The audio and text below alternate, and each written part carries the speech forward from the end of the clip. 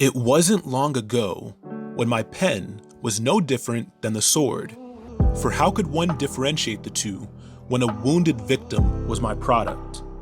I'd slash a verse with rounds of revisions, its marred carcass sprawled unnaturally across a page, its pungent, rotting entrails breaching the margins. I would strangle a poem between my fingers, hoping some deeper meaning might drain from it.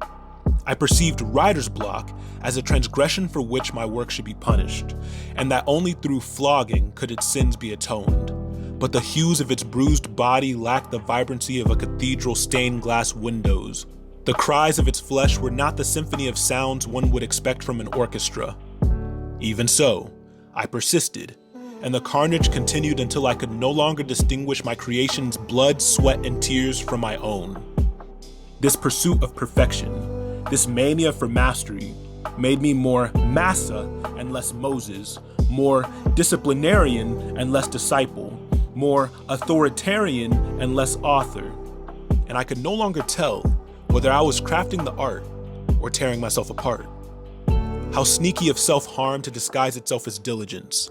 Somewhere along my journey, I ran into what I deemed roadblock, dead end. So I strayed from the straight and narrow way to tread a rugged road to my undoing.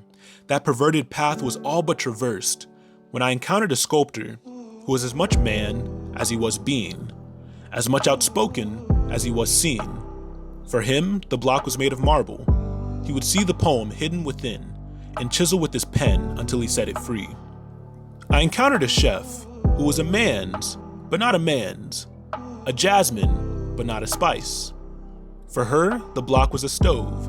She would take her time gathering ingredients until she felt ready to cook a verse. Neither artist was bound by the obligation to create masterpieces or by the fear of conjuring inadequacy. Imagine my relief upon learning that the roadblock I blamed for my distress was neither the embodiment of my failure nor the manifestation of my work's shortcomings. For me, the block was concrete, the exact material needed to lay pavement beyond that dead end. Just like when poetry first anointed my hand, passion's flame filled my pen once again, causing what was once concrete to melt into ink, along with all awareness of self. Suddenly, this hand began to move freely, untethered from conscious command. The line between paper and pen, poem and poet began to blur, and I could no longer tell whether I was crafting the words or if the words were crafting me.